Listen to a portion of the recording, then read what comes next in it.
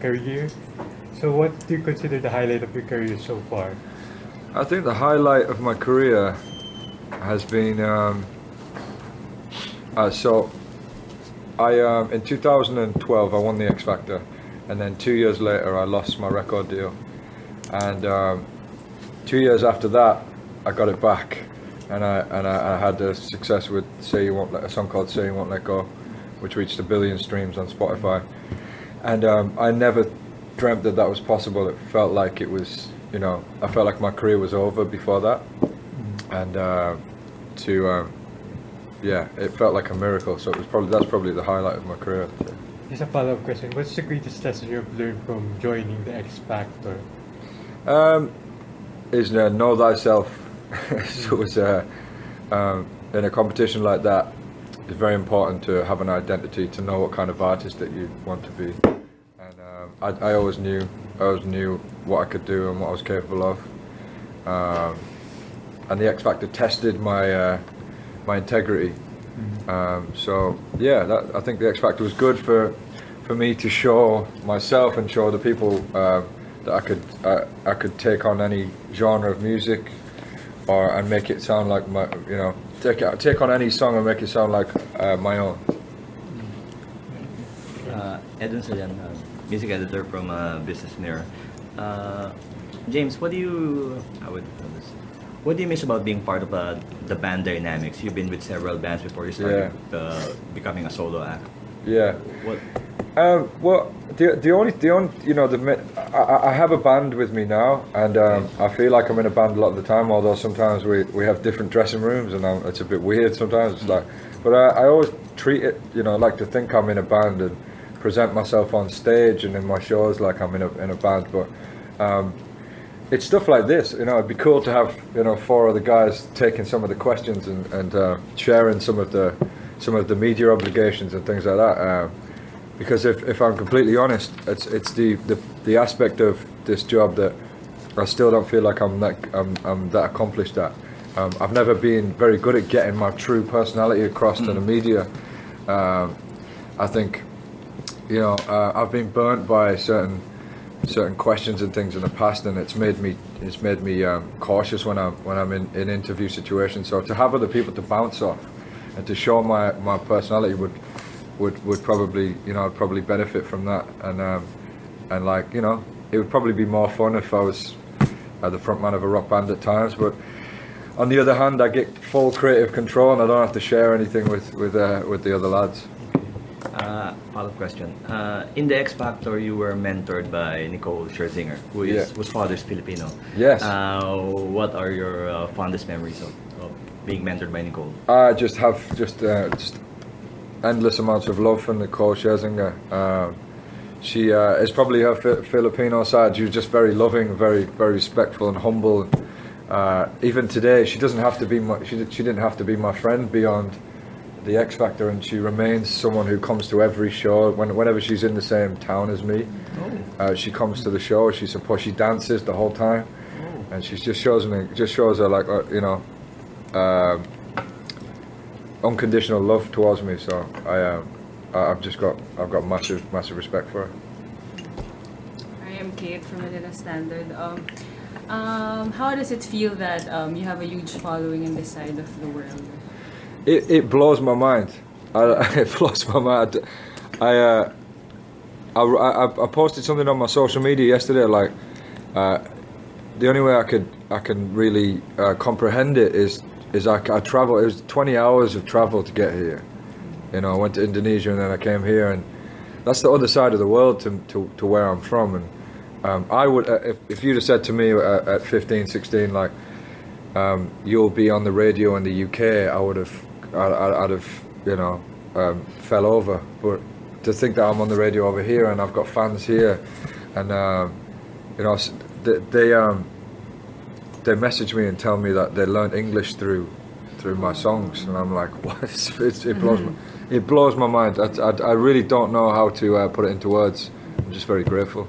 And given your hits and records, is there pressure to recreate success each time you compose another song? Yeah, absolutely. Yeah, I mean, I'd be lying if I said you know, after the success of Say You Won't Let Go, I mean, it's a hard thing to emulate because it's one of only 12 songs ever to reach 1 billion streams on Spotify. So like, for me to be chasing that goal and that high again is like, it's probably not a healthy thing to be doing, but yeah, definitely. I've proven I can write a love song now, so I'm on this mission now to do, you know, to prove that I can do other things and prove that I'm not just that one thing. So that's the pressure I put on myself now, and I definitely feel it at times. Yeah. And last, what would still be a dream for you, even after getting to the top? A dream for me would be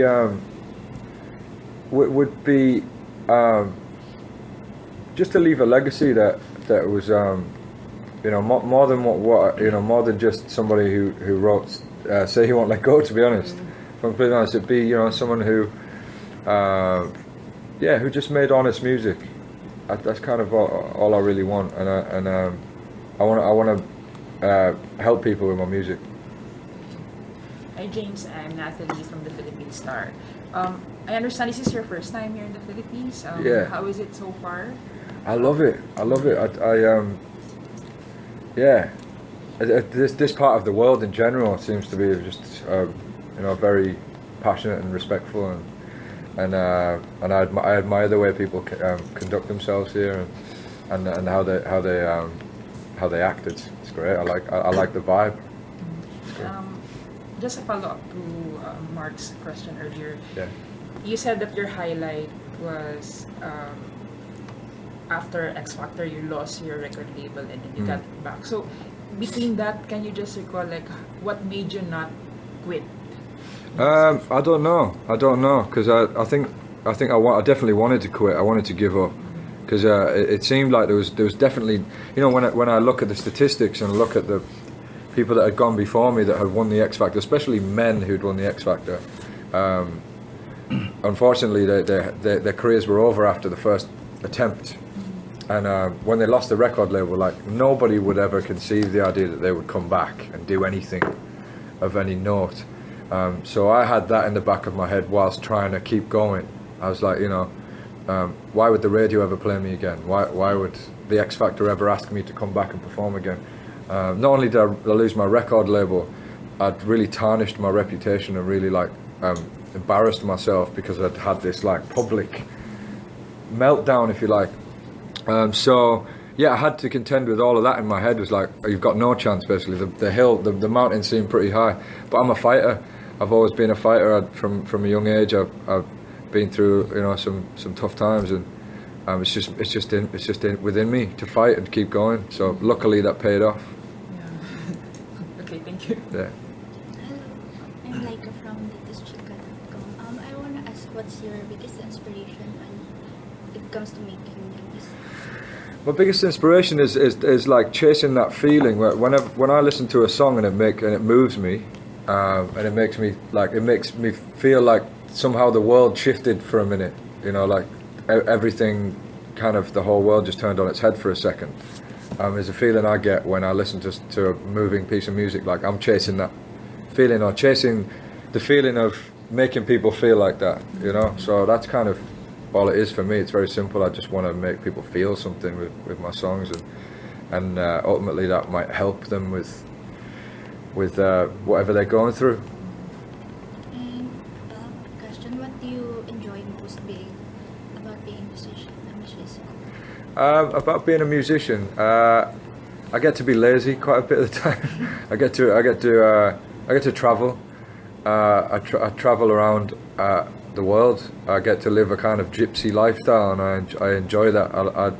When I get home and I'm standing still, sometimes I don't know what to do. I'm like, well, how do you just live in one place? It freaks me out a little bit now.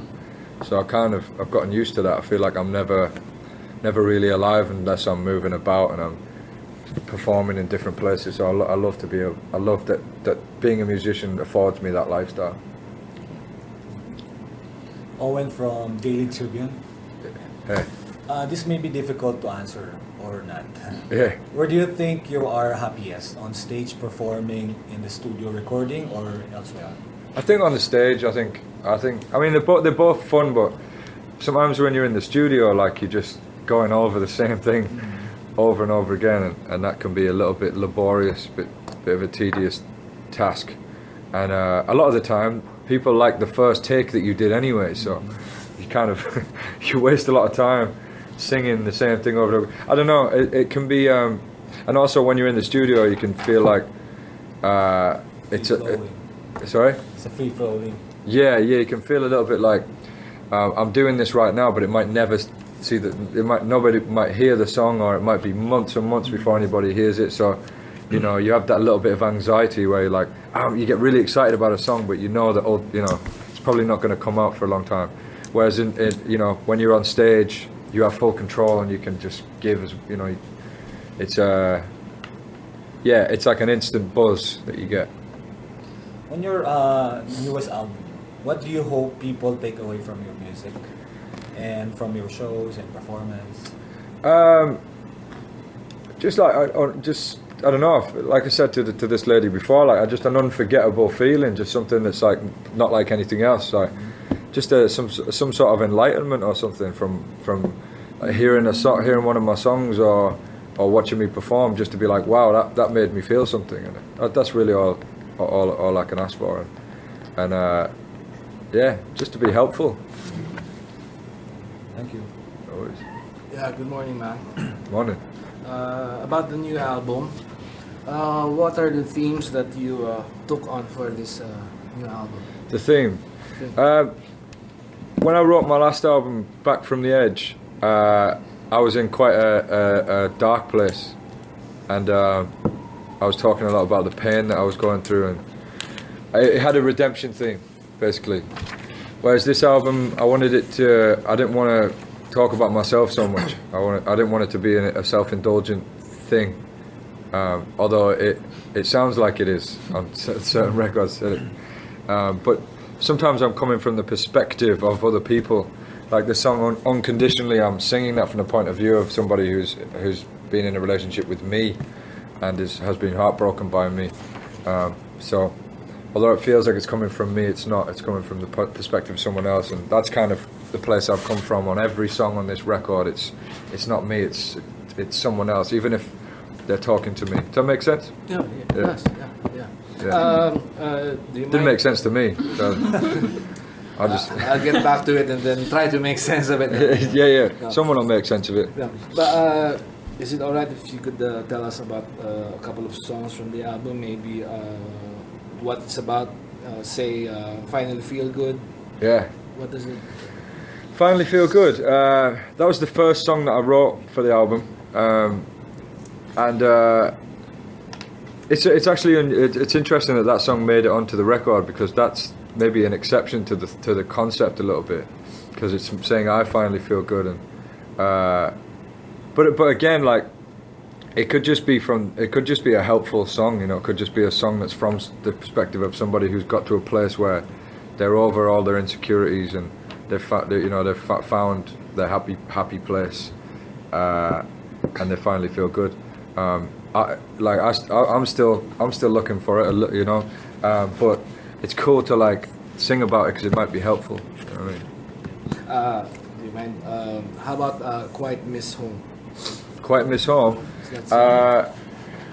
Quite Miss Home was I wrote it in America, so I was missing home at the time because I was in America, and I also was thinking about my little sister who has a terrible case of OCD. She hates mess. She hates it to be messy, and she has a fiance who works away all the time, and she loves him terribly, but when even if he's away for months, she still manages to nag him when he walks through the door. So take your shoes off, stop making a mess, and like puts him on edge. But that edgy feeling that he has, you know, is what he misses when he's away. He's like, he can't wait to be told to take his shoes off at the door and to feel like he's like, you know, making a mess. And I thought that was quite a lovely sentiment. So it was inspired by the little things that make home and what make you think about home. Yeah, last one, man. How about Falling Like Stars? Falling Like the Stars, I mean, it's kind of a similar thing, really. It's kind of like this is from the perspective of somebody who's away from home. In the video, it's soldiers who might be away from their families and miss their loved ones, and they're kind of saying like, when I get home, I'm gonna make sure that I love you and look after you, that kind of thing. All right. It's a simple Thanks, thing. No worries. Good morning, Raf of One Music. Is there any song that you've ever written that is most special to you? Good question. The most special song to me. Yeah, there was a couple of songs that I wrote for this album that I really liked because it reminded me that I hadn't lost that ability that I had when I was a teenager to just say something raw and just have a stream of consciousness and put it into a song, and it makes sense to people. Like Unconditionally, again, was just I was just kind of screaming stuff at the wall and hoping that something sticked, and this song came out and it felt like a song that I would have written back when I was like not thinking about formulas and rules of how verse, pre-chorus, pop music basically. Like I was outside the realms of the pop formulas, and I enjoyed being there, and it was nice to see that I still had the thing that I think people invested in when I first came on the X Factor, was that like bit of rawness, that bit of I was a bit of an unpolished artist, and another one was Fall and Breathe. Those three songs I feel were like a bit of a throwback to the guy that started out being a songwriter and wanted to do something a bit different to other people. All right. I'll just jump on a tangent. If you've noticed that the Philippines right now is already celebrating Christmas. Yeah, so I noticed. Yeah. Yeah. So I just wanted to ask, what's on your Christmas playlist? That's a good question, man. I love Christmas. There's not a Christmas song I don't like. Uh-huh. There is really not a Christmas song I don't like. I like to hear Christmas music. Maybe you should listen to ours. Yeah? Yeah. You guys love Christmas, eh? Yeah, we do. Yeah, I noticed. I was like, is it still November? It's still November. So we have a few more days. I walked downstairs, a big Christmas tree in here. There's tinsel everywhere. That's beautiful. We should celebrate Christmas all year round, I think. Yeah, well, so you've got some good Christmas songs, eh? Yeah. Well, maybe you can recommend me some. Sure. Okay. One last question. One last question. Yeah. Last question. I just read that you're now in your 30s. Yeah, I like your Game of Thrones hoodie, Yeah, brother. so thank you very much. Did you get that off the Game of Thrones website? No, I attended a Game of Thrones press junket. So you've got to go to the... So Right. I got one of these. That's why I've never seen one. Cool. Anyway, you are now in your 30s. Yeah, and thanks for reminding what me. Do you expect, what do you expect to accomplish at this phase of your life before you reach 40? Musically, do you wish to pursue, do you wish to make more hits that will resonate with a lot of people, or pursue a different career path like, say, Bob Dylan or Neil Young wrote more personal songs that are not necessarily, singles oriented? Yeah, that's an interesting question, because that's something I've been thinking about so much lately. Yeah, I think probably the latter is I don't really want to make pop music anymore. I don't feel like I've got anything left to prove in pop music, and I'm starting to get known as a guy who writes ballads, and well, that's great, and like at least people know who the hell I am, and like I'd rather that than no one know who I am. But I always fancied myself as a guy who pushed the boundaries a little bit and didn't stick to a certain thing. And I think when you go on a show like the X Factor, that's the price you pay.